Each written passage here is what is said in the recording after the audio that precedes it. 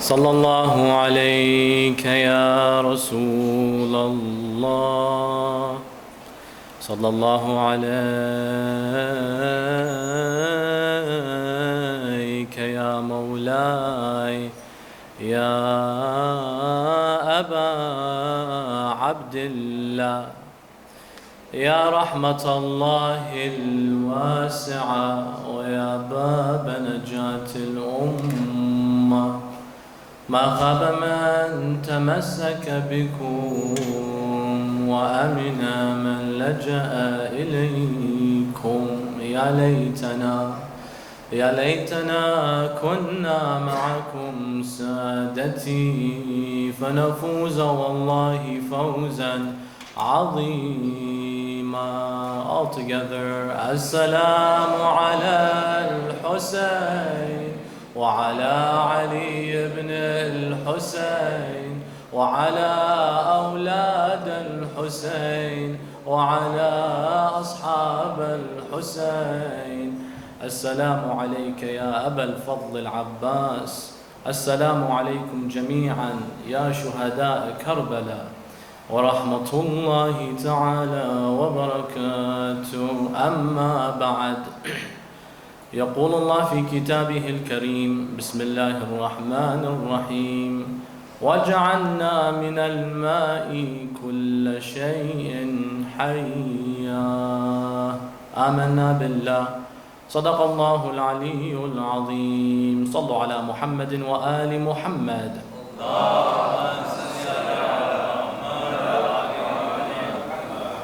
Why does God bother putting us on earth anyways? Why would Allah even waste a moment creating creations that will oppress one another? What's the purpose of this existence if all we see is bloodshed, oppression, tyranny, cruelty, so on and so forth? Are questions that you do not need to be a person who adheres to organized religion to have, but rather somebody who recognizes at the bare bone minimum that there is a deity, a creator. I have enough respect for my intellect to recognize that something cannot come from nothing to that extent. But why bother creating human beings when you, all-knowing, all-seeing, all-hearing, understands the wisdom in and out, predicts the future, foretells the future, would create us knowing that we will oppress others? Moreover, why bother creating humans if you know they're destined to hellfire anyways? And that's a fundamental question in Shi'i theology and in every school of thought. If God knows where we will end up, why bother creating us to begin with? As interesting as that question may sound, it's actually very fundamental and something not religiously exclusive. Anybody who recognizes the existence, as we mentioned, and acknowledges that there has to be a source for all of this, why? But how come? If you have the capability to create the galaxies, as-sama wal-ard wa ma baynahuma, you should at least know what will happen in the future with that amount of power that you have. By knowing what will happen, why bother create Yazids? Why bother create Muawiyas? Why bother create people of the like such as Hitler, so on and so forth, when you know from the get-go, before their inception, that they're destined to not only harm God's chosen people, innocent people, that they are going to hell? So why make them to begin with? These questions ultimately all stem back to two primary questions. Once we understand these two primary questions, it'll paint a picture and we will have a bit more clarity as to not necessarily the decision-making of God, because that is impossible, but rather the purpose behind our creation and ultimately the reason behind creating us to begin with. Beginning with, why bother making us? Number two, if you made us, why so many roadblocks? At least care for us enough such that you make our lives easier. This person's dying innocently. This person born without anything. This person born in a family that hates them. This person born with an irreversible disease. This person born with a cognition disorder. Why the roadblocks? In fact, let's say they're not born with anything wrong or anything bad or a defect. Guys, I'll get your attention, inshallah. In fact, nothing like that is the case. But rather, throughout their lives, they're living perfectly the ideal way you want them to live. And all of a sudden, someone ends it. Why would the oppression happen to people you love? God's chosen people. Why would you allow them to be hurt? And we can think of multiple examples as we are in the month of Muharram. God's chosen people hurt. Why? Do you not care? Do you not love them? The answer lies with answering these two primary, quintessential questions. Why bother making us? First of all, there's an observation we have to make. Why highlight the word bother? Why bother making us? That stems from the idea that you bothered yourself in order to make us. Allah had not an inch of trouble creating us. It was easy.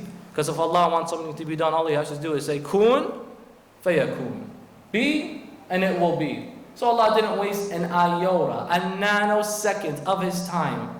And that would be contradictory to His all-powerful way. He's above time. He created time when He created us. So this was something that was just of no effort to Allah. This was the galaxy, the human, and the complex nature and systems that lie within inside these worlds that we live in. Effortless. Kun fayakun. Be, and it shall be. But let's just refer back to it. Why make us then? What's the purpose? And again, keep in mind, if so, why the roadblocks? Why is it so difficult? Life is so hard. Just take us from here. Forget point C, take us to point B.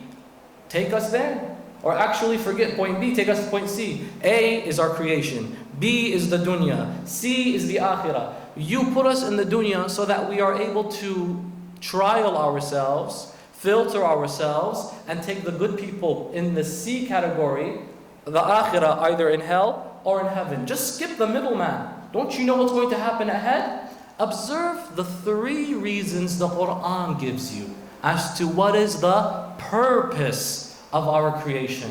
Why did Allah make us? Allah states in one ayah that He created us in a manner in which الَّذِي خَلَقَ الْمَوْتَ وَالْحَيَاةَ لِيَبْلُوَكُمْ أَيُّكُمْ أَحْسَنُ عَمَلًا.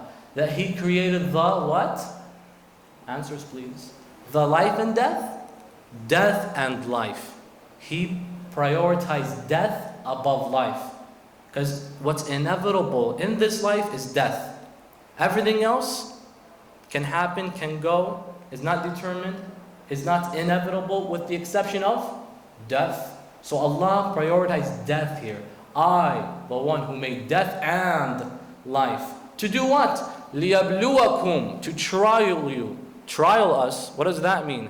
To test us. Test us on what? أَيُّكُمْ أَحْسَنُ عَمَلًا. Which amongst you are the best in your amal, in your conduct, in day-to-day affairs. So wait a minute. You're telling me you created all of this, these mu'mineen, these beautiful faces, mashallah, just to trial us, to see who does good conduct? Do you know what that means?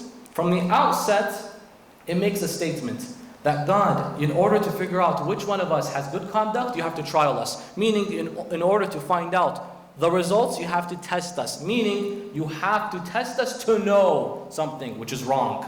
Allah doesn't need to know something by testing us. Allah just knows. So why does He still test us? If you know where we'll end up, why bother? Allah states multiple times, I am Al-Alim, Al-Khabir, Al-Hakim, all-knowing, all-wise, all-grand, because I have all this knowledge. So why test us? Because normally when someone tests at school, at university, at elementary, at kindergarten, whatever, they just want to see your results because they don't know. And because of that, they'll up the scale, make things more difficult. Allah already knows, yet He still tests us. Why? Because it'll be objectively, and there are very difficult ways to figure out objective truths. Meaning something 100%, there's no way around it. This is true. For example, someone may say, lying is objectively wrong. The objective truth in regards to lying is that it's wrong. Not in the case where I have to defend myself, I have to conceal my faith, then lying becomes necessary. So it's not wrong. So there's a way around it some of these times, but there only are a few things that are objectively true. It will be wrong on Allah's part, Because he claims, I am adil. Amongst the names of Allah and His titles, the just and the fair. It will not be fair to take us from point A, He creates the soul, and say, look at you. I know you'll go to hell, so I'm not even going to bother putting you in earth. Throw him in hell. Do you know what that poor soul can say? Can contest. Who says I would have done anything wrong? Why? I didn't do anything wrong yet. I'm guilty before committing the crime. Objectively, that's wrong. There's no way around it. A judge of the highest caliber will tell you, yeah, there's no way around it. They never did anything, but God says, I know you would have done it wrong. They can turn back and go, God, I would never have killed 6 million people in the case of Adolf Hitler. Until He puts them on earth, does the atrocities, then He says, this is where you need to go. He goes, but why? Because look, I have an archive of you. I have a history system where I show you. And Allah alludes to that in Surah Yasin. وَكُلَّ شَيْءٍ أَحْصَيْنَاهُ فِي إِمَامٍ مُبِينٍ. And everything we have preserved in a record that is apparent, that is public. What does that mean? This leads us to the topic of predestination. Everything was already written for me. So if I do something, if I harm somebody, if I go to hell, Allah, you basically wrote that I was going to go to hell anyways. So it's not my fault. I hurt that person because fi imamin mubin, you wrote X, Y, and Z will be affected by this person. So I had no way around it. I was destined to do that. Is that true? What's Islam's stance on predestination or free will? The best answer, brothers and sisters, without getting so complicated, because these are complicated subjects that schools of thought have emerged as a result of. Schools of thought, Sunni, Shia, schools of thought, the Mu'tazila, the Ash'ari, Al-Mufawwida, they all come with their own beliefs, and because they differentiated, they said, okay, hold on, you believe what you want to, we will form our own group. Instead of going to all of these philosophical discussions and debates and arguments and fighting and creating sectarian divide, go to Ahlul Bayt. What does Imam al-Baqir, Al-Imam al-Sadiq, salawatullahi wa salamuhu alayhima, what do they say regarding this subject? Because we can think and contemplate and argue all we want, but if Al-Muhammad say something, that's sufficient for me. Suffice for me is Muhammad and Al-Muhammad. I don't care if you form your group, his group, her group, their group, its group. Rasulullah gave them authority they represented. And Imam al-Sadiq, Salamullahi alayhi, says this. When he is asked this exact same question, is everything predetermined for me? He responds, it's not predetermined, not all of it.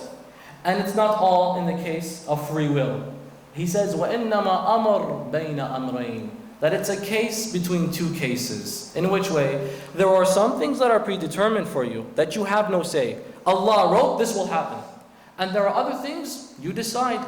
Nobody's controlling me from turning off on this microphone, raising my hands. I have that control. Drinking water, I have that control. No one is restricting me because I can do it, but then I can change my mind and not do it.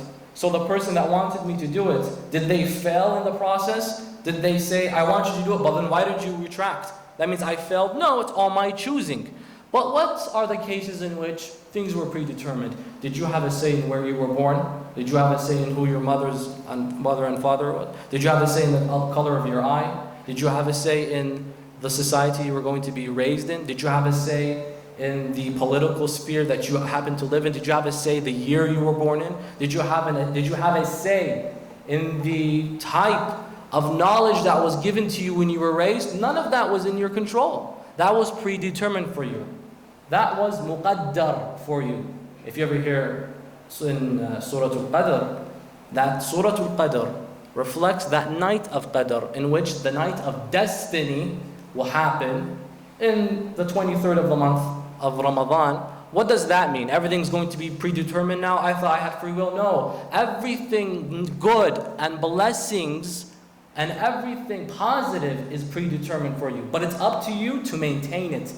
You can do the a'mal of Laylatul Qadr, which is worth multiple ajr. خَيْرٌ مِّنْ أَلْفِ شَهْرٍ, greater than 1,000 months. But the next day you can go back and return to your old bad negative haram ways. So what does that mean? Oops, doesn't matter. I'm still determined. My Allah has determined for me so many blessings. I can go back and do whatever I want. You just ruined the destiny then.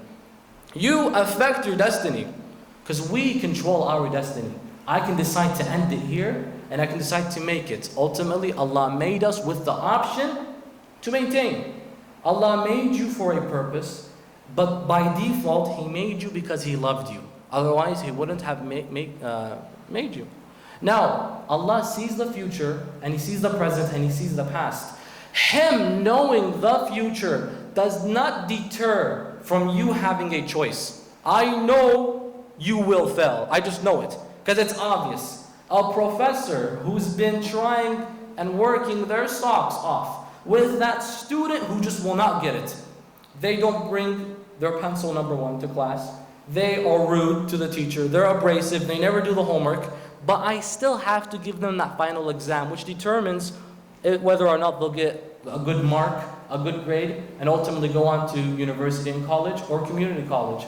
I still have to. It's not in my case where I say, you know what, I know you will fail, so I'm not even going to bother giving you the test. Teacher, that's objectively not right. You have to give everyone a fair chance. Just because they know you will still fail doesn't mean they won't still give you the shot at it. Here, take a shot. Try passing the test. I know the outcome because I've seen the results multiple times. But I've only seen them after trialing you. Allah doesn't need to trial us. He doesn't. But He has that happen so that we don't contest on the Day of Judgment. Why did you do that? Yeah, because you did it upon yourself. Why am I going to be punished? Yeah, because you did it to yourself. You have the option to do good and do bad. I just gave you a chance. You knew I was going to fail. Me knowing doesn't deter from you having a choice. Like the professor knows you will fail, but they still have to give you the test. It would be objectively not fair. And Allah's the all-fair. Al-Alim, Al-Khabir, Al-Adil, Adalah. Allah is just. Justice will be served by God. But to exemplify His justice, He has to give you all a fair shot at it. Because there's only 2 ways Allah wants to introduce Himself to you in the Quran. Whenever you read, Bismillah ar-Rahman ar-Rahim, in the name of the one who is the manifestation of compassion and mercy. English cannot do justice to Rahman Rahim. They're both derivatives of what? Rahma, mercy. So why the redundancy in mentioning it twice? La, the Arabic language is ambiguous. Synonymity exists. And Allah uses that language, for a purpose. Subtlety exists. Ar-Rahma al-Mutlaqa. Allah's Rahmaniyya is His mercy for all His creations. That's why you see many horrible people still being blessed. Many tyrants and rulers still live their lives happy and smiling. Why? Maybe there's a chance they'll repent. Perhaps they'll see their ways. Allah is compassionate. He's merciful. He created you because He loved you to begin with. He doesn't want to see His creation doomed. So perhaps if I allow them that time, they may repent. This comes from a narration by the Imams of Ahlul Bayt that state that the angels beside you, brothers over here, the angels besides you guys, that are jotting down your actions, the good and the bad, the one who jots down the good will jot it down when you think about doing the good thing, and then he'll jot it again when you actually do it. Look at the extra leeway he gives on hasanat. But the one who writes down the harmful acts, the sins, some of us call it bad deeds. No, a deed is good. So you can't have bad deed. That's an oxymoron. So bad actions, the sin, he doesn't write it down until 7 hours later with the hopes that perhaps you'll ask for istighfar and repent and perform tawbah. Rahma al-Mutlaqa. That's Allah's Rahmaniyya. Then what about His Rahimiyya? Why Ar-Rahim? His Rahimiyya is only given to a select few of people who follow His way and do not disobey, who follow the path of Muhammad and Ali Muhammad.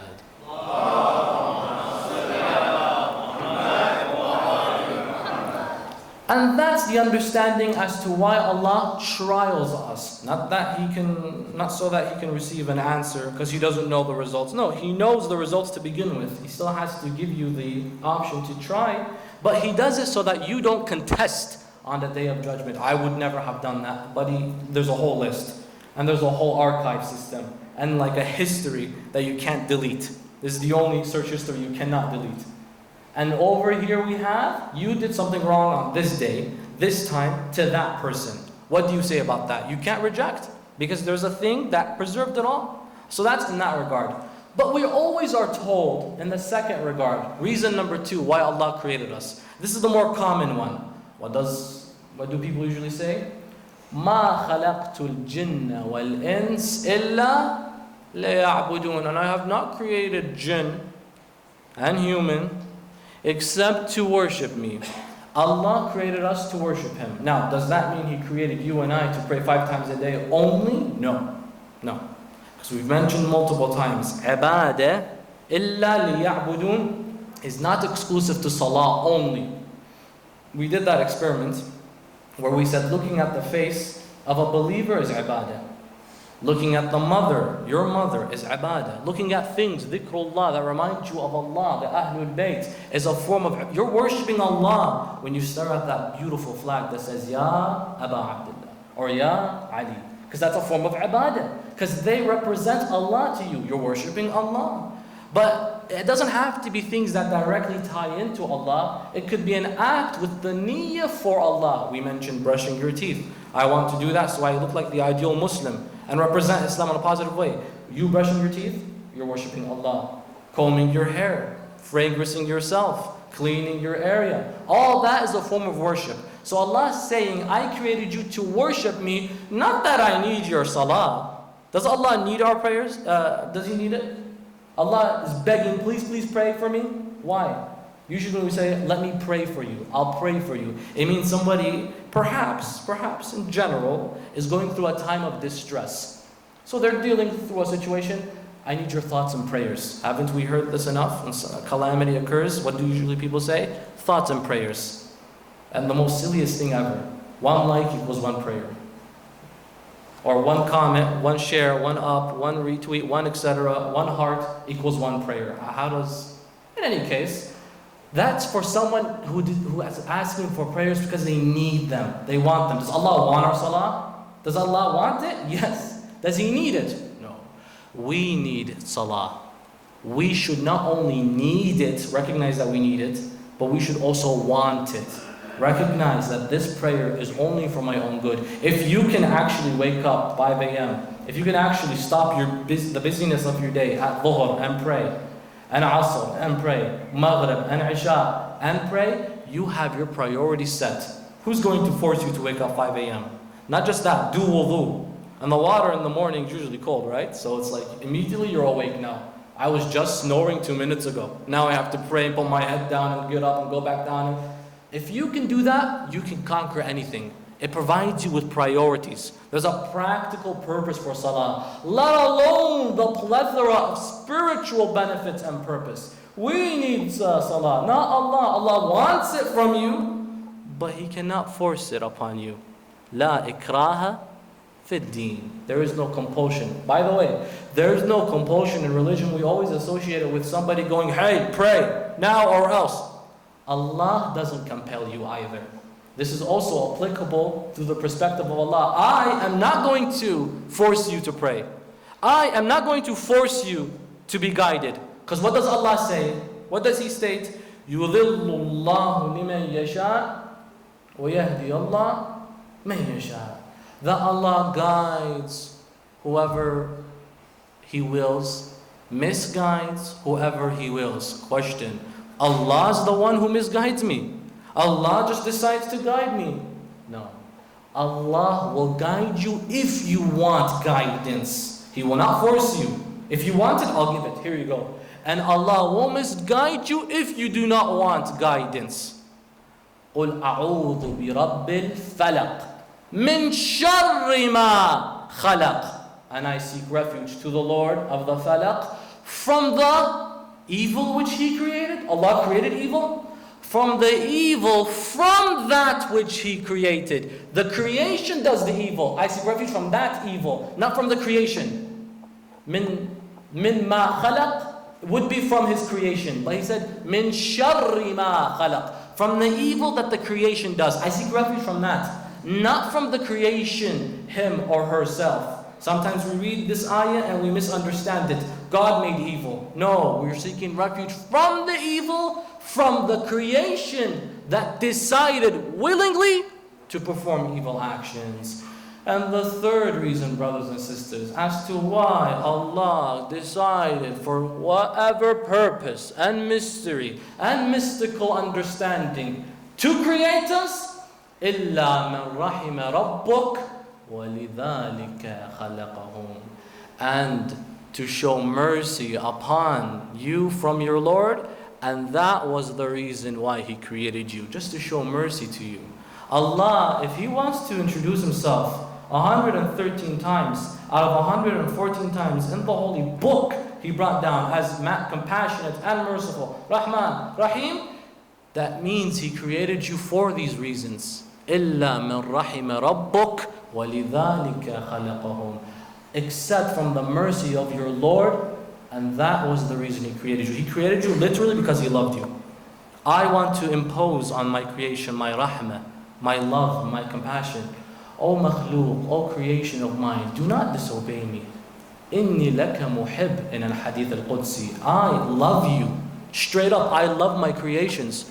But sometimes, like a parent needs to do, if the child is disobedient, I need to discipline you. But then why do you put roadblocks in my life, Ya Allah? If you love me, why make my life more difficult? It's literally because I love you. A parent wants their child to strive. If you keep spoon-feeding your child until they're 18, they're going to be a man-child by the time they're 20 years old. No, you let them work on their own. Allah will give you multiple wrong answers, will give you one right answer. You filter, just like a professor. Why, next time you come up with this idea, why make my life so difficult and everything wrong and only one right way? Complain to the teacher. Multiple choice question. Why would you make 4 wrong questions and 1 right one? That's not fair, professor. Hold on, that's the point. I'm trialing you. I'm trying to test you out, to strengthen you. They say a butterfly, small example, when it goes through that phase of the chrysalis, when it needs to get out and hatch, it can take hours until it breaks free. Scientists say, do not help it free itself. Why? Because if you help it, it would not have had the resistance necessary and the strength that it could build if you had left it to rip through the chrysalis. But if you helped it, it didn't develop its muscles enough. Then it'll die shortly after. Let it struggle. Let it strive. It'll be worth it. Aba Abdullah strives. He is hurt. Yazid is chilling. He's fine. He's relaxed and he's drinking. Who dealt through more pain and tribulation? Aba Abdullah. But look at the grave of Hussein. Look at the grave of Yazid. We don't even know where it is. We don't know where his grave is. But you cannot not spot the grave of Aba Abdullah miles away. You only see that beautiful golden dome, those 2 minarets. From a distance you see his brother. And that was due to his strive. He struggled. Someone can say, why couldn't Allah just have intervened? Is he not the son of the Habibullah? Rasulullah is Habibullah, the love of Allah. He looks at Hussein and says, Anta minni, you're from me. That means you are also Habibullah. Why, Ya Allah, would you allow for Aba Abdullah to go through what he went through? Do you not love him? It's because had he not went through what he went through, we would not have an exemplar in our lives today to refer back in times of oppression, to look at an example, and he knows his destiny. That's why, by the way, Aba Abdullah has multiple brothers. He only takes Aba al-Fadl. He has multiple sisters. He only takes Sayyidah Zainab. He has multiple family members, but he picks a few. Why? He knows where he's headed. Because only she can carry the reins after my martyrdom and lead the way. Sayyidah Zainab al-Kubra. Only he can, even when the time comes, he loses one and the other, and you stay firm. Other brothers, maybe not. But him, I know. So the goal, he knew from the get-go, wasn't Kufa, it was Karbala. And the last point, to tie this all up in a beautiful bundle, Allah knows that you will strive through this life, and the striving can only come through resistance. Resistance is of the utmost importance in this faith. We are a school of resistance. How many of an empire have we had to resist until today? Allah al-Azim. Resist and resist. Persecution, genocide. We couldn't walk to Imam al-Hussein 30 years ago under that tyrant in Iraq. Harun al-Abbasi did the same thing. We were always put in places of persecution. We were always caught and severed. You know the Shia during the time of Mutawakkil al-Abbasi, if you want to visit Abu Abdullah, you have to pay a toll. What's that toll? A limb. You want to visit Hussein? Give me your arm. Off with the arm. That same person wants to go next year. Visit Hussein? Yes. Give me your arm. Where is it? You removed it last year. Take the other one. These are the lovers of Abu Abdullah. True lovers. We have to resist. Allah alludes to this when He refers to a beautiful story that inshallah ta'ala we will examine after a lot of salawat ala Muhammadin wa ali Muhammad.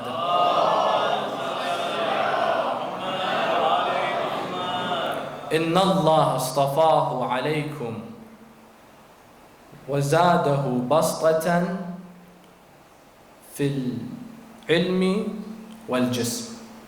And Allah has chosen him amongst you and has increased in him an abundance fil ilmi wal jism, in knowledge and in physical strength. This person has the best of both worlds. Who is this guy? You look at examples, look at them. People who are called the great. What do they have in common? Alexander the Great. Young, strong, but knowledgeable. His father, Philip II of Macedonia, was a king, was a sovereign. He hired a mentor to mentor his son, Alexander. Who did he hire? He hired Aristotle. Aristotle, the man who still today, academia still reads his books. That great philosopher. Aristotle's the pupil of who? Socrates. Or actually Plato. Plato's the pupil of who? Socrates. Socrates was the one who had to be killed according to society for disrupting the public and the peace because of his opinion. Rasulullah actually mentions in a hadith that Plato, his student, was actually a prophet who tried his hardest to guide his people with intellectual thought, but they ultimately rejected. Plato taught and mentored Aristotle. Aristotle mentored Alexander the Great. Alexander had strength. He had jism. He had that body that was strong physically. And he's a sovereign. His father's king of Macedonia.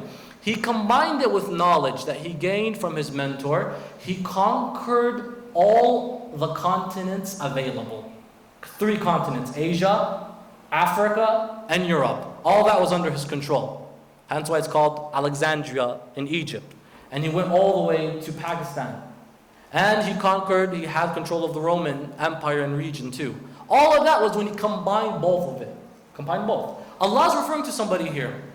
That He gave him وَزَادَهُ بَسْطَةً فِي الْعِلْمِ وَالْجِسْمِ.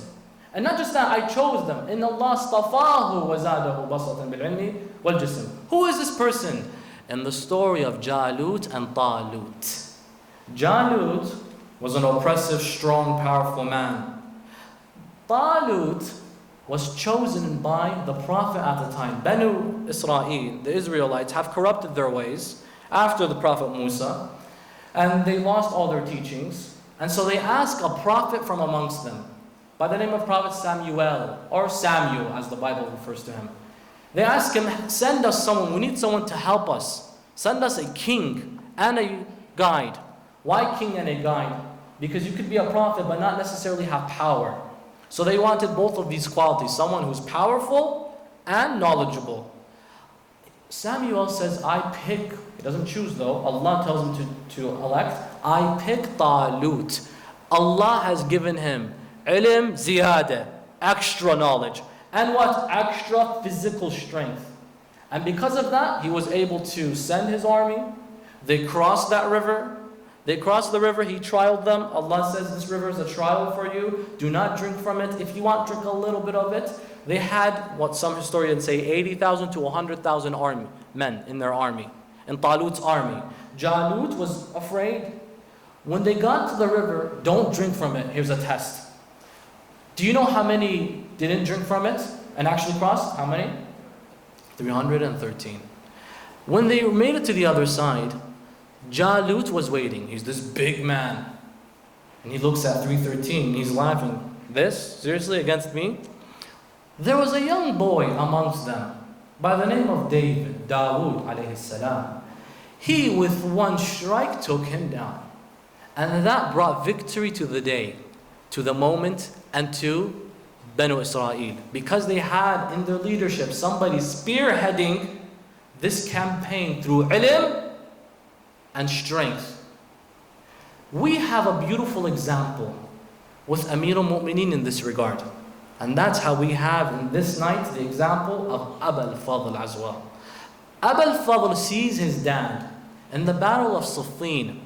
Muawiyah has a slave by the name of Sultan. By the way, Ibn Shahrashub in his book Manaqib al-Abi Talib mentions the story if you would like to reference it. This Abd is a Roman slave, but the only problem is he's about 7 feet high. He's tall, he's big, and he is obedient to Muawiyah. In fact, the tradition says if he stands in front of Muawiyah, his shadow overcasts Muawiyah himself. So Muawiyah was covered by him. He was like his living shield. And he would grab people with one arm, this Sultan, and kill them with one hand. That's how tough he was. In the battle of Siffin, Muawiyah says, "Oh my Sultan, do not go to the battlefield and fight Ali. He's the only one. Fight as much as you want. But if you see Dhul Fiqar, run away." But you recognize that Amir al-Mu'mineen is unstoppable. So why are you still fighting him? But in any case, fight, but just Dhul Fiqar avoid. As Sultan goes, this powerful guy, he goes, Amr ibn al-As begins to tell him some things. Do you know why he doesn't want you to go and fight Ali specifically? Why? He starts whispering to him, giving him rumors. Oh, he thinks you won't be able to best him. You won't whatever. You won't, you're too weak. He's too strong for you. This Sultan, this giant, becomes angry, becomes mad. Really, that's what he thinks? He goes to the field, he yells, Ayna Abul Hassan? Where is Ali ibn Abi Talib? I want him to fight me. Ali says, who's calling my name? Which fool wants to fight me? I, the one who with one strike brought down Amr bin Abdul Wud al-Amri. I, the one who on the day of Khaybar was predicted by the mother of the man who was fighting us, Marhab, that you fight anybody, just the one who they call Asad, lion, don't fight him. He goes to the field, begins to introduce himself, قَدْ عُلِمَتْ خَيْبَرْ إِنِّي مَرْحَبْ إِلَى آخِرِهِ. And then Imam Ali goes to approach him. Who are you? And he says one line, أَنَا الَّذِي سَمَّتْنِي أُمِّي حَيْدَرَ. I'm the one whose mother named him Haydar. Another word for a lion. He takes a few steps back. Why? You're the man. You're the champion. You're the reason why we're fighting. It's because he's the one who's going to stop me. Imam Ali, one strike, he's done. On the day of Siffin, the Sultan approaches. Ayna Abul Hassan? Where is he? Imam Ali looks, you, me, mind you, he's a giant, but the Imam looks at him as an ant. He approaches him and they begin fighting. The narration is so detailed. One strike from Dhul Fiqar, he stays still. Ibn Shahrashub mentions that there are 6 strikes no one in Islamic history could ever repeat and has ever done. The strike on the day of Ahzab in Khandaq against Amr bin Abdul. The strike on the day of Khaybar against Marhab. Other strikes, this is one of them against the Sultan. He slashed him such that he stood there. People thought, why is he frozen? And he split into 2. No one can best him. But who was watching from a distance? Abu al-Fadl al-Abbas, a young, some say 17 years old. Before the battle commenced, they ask, where are you, Ali ibn Abi Talib? This young man approaches. He's wearing a mask. He begins fighting. They say, Ali, remove your mask.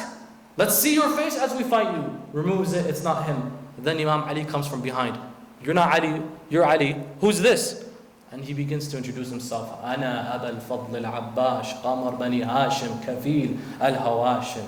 I am Abu Fadl, the moon of the Hashemites. And I will stand in front of you and defeat you all defending my father. He, by the way, had to repeat this line on the 10th of Muharram. But instead of father, he replaced it with what? Brother. Akhi Hussein.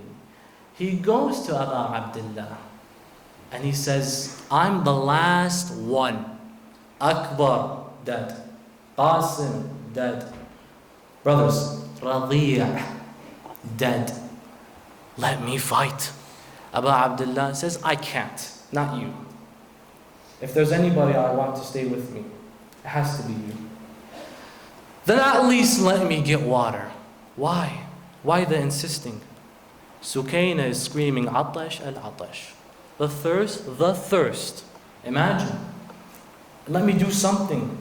Abu Abdullah says, fine. If you want to do that, the least you can do for us right now, go get water.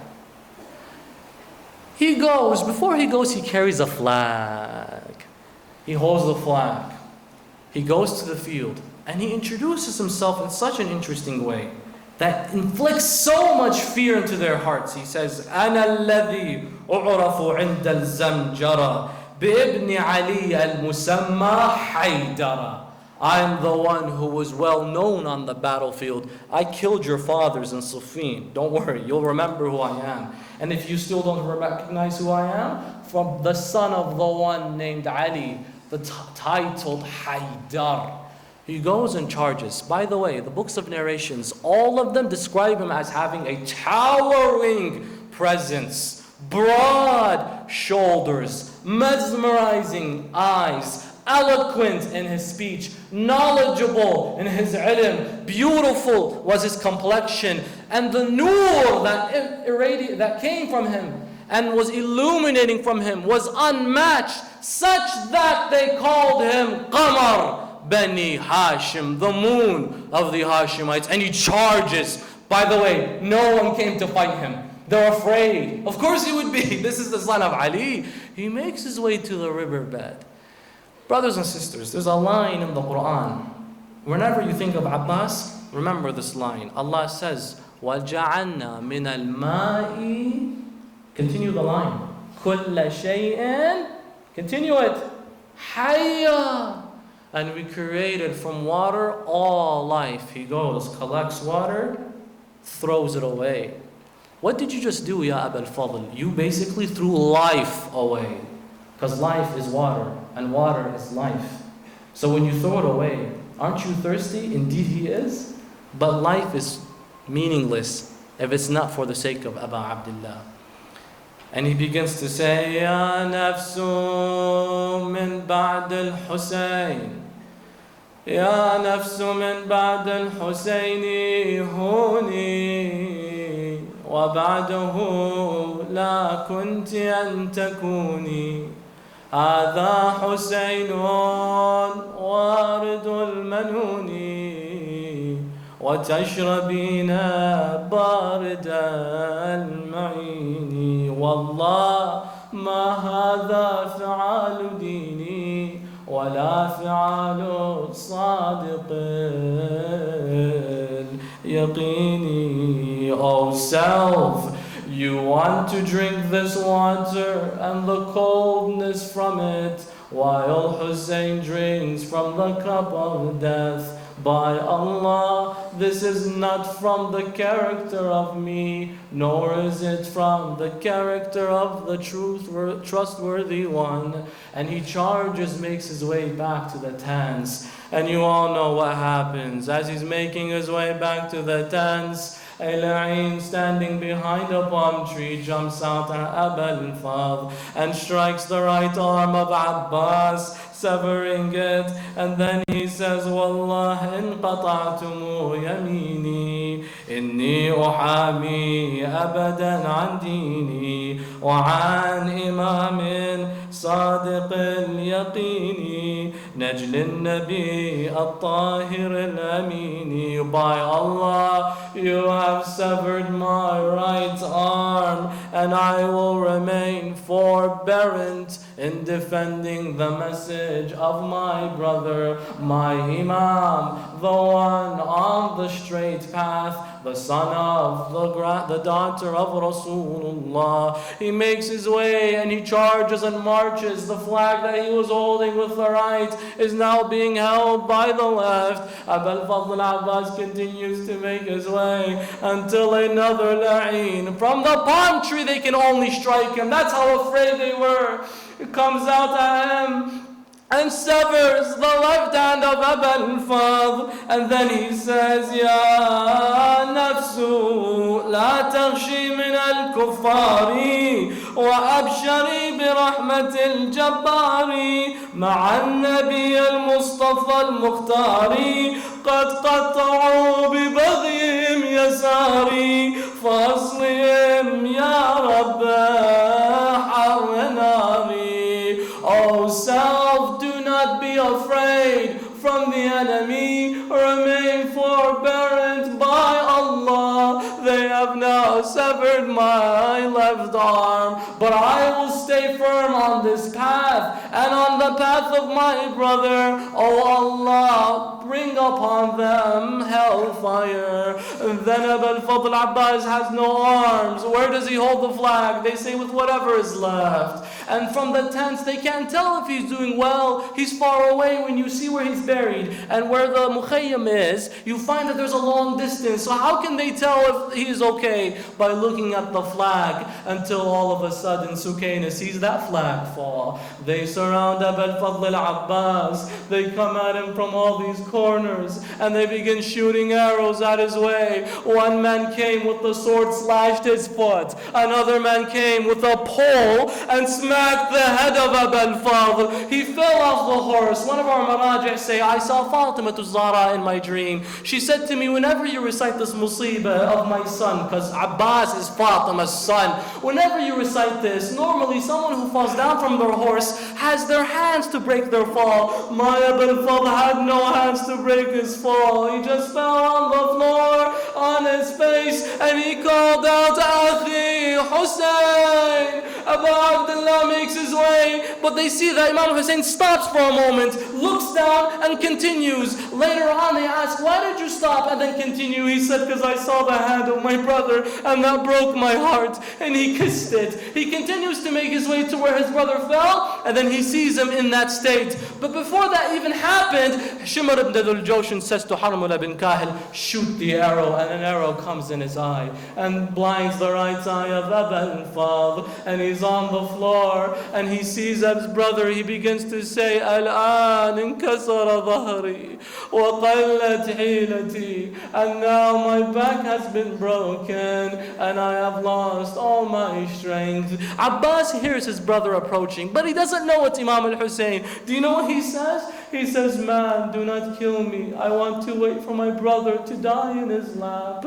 Imam Hussein comes to him. How did Abbas know it was Hussein? From the kisses he felt on his cheek. He recognized that was Abu Abdullah, but he couldn't see because of the blood that was all over him. And he put Abu al-Fadl al-Abbas on his lap, and Abu al-Fadl al-Abbas removed himself. Hussein brought him back. Imam says, why do you remove yourself from my lap? Abu al-Fadl al-Abbas says, oh my beloved brother, I am on your lap now. Who's going to be the one who has your head on their lap? And he says to Hussein, do not take me back. Leave me by the Furat as I die. Why, Abbas? Because I promised Sukaina I'll bring her water, but I am too ashamed. I have no more water. It wasn't the arrow that broke his heart. It wasn't the rib that was smashed. It wasn't the arm that was lost. It wasn't the left that was lost. It was when the water pouch was shot. He knew now there's no point to return, because I promised my baby niece that I'll return water back to her. Imam Hussein begins to cry, and returning back to the tent, he looks at the children and they say, Ayna Ammu al-Abbas? Where's our Uncle Abbas? Imam begins to cry, and they began to say, وَضَيْعَتَنَا مِنْ بَعْدِكَ. Oh, how lost are we after you have left us. وَعَبَّاسًا وَشَهِيدًا وَمَظْلُومًا وَمَحْرُومًا. مأتم الحسين وحسين يا حسين يا حسين يا حسين يا حسين.